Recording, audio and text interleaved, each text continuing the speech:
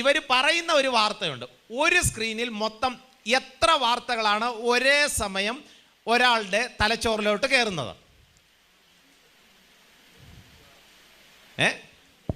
ഏതാണ്ട് 5 വാർത്തകൾ. 5 വാർത്തകൾ. ഇനി ഇവിടെ ഇരിക്കുന്ന പഴയ ആളുകളുടെ കാലത്ത്, എൻ്റെയൊക്കെ കുഞ്ഞുകാലങ്ങളിൽ നമുക്കാകെ ഒറ്റ വാർത്തയുള്ളൂ.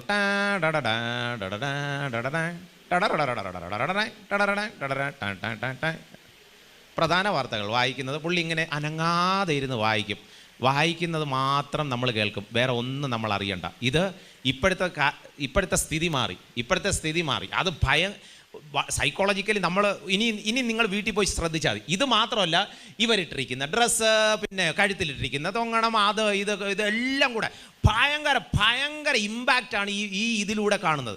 ഇതാണ് കുട്ടികൾ കണ്ടുകൊണ്ടിരിക്കുന്നത്. ഒരേ സമയം ഒന്നിലധികം കാര്യങ്ങൾ ബ്രെയിനിൽ പ്രോസസ്സ് ചെയ്തിരിക്കുന്ന കുട്ടി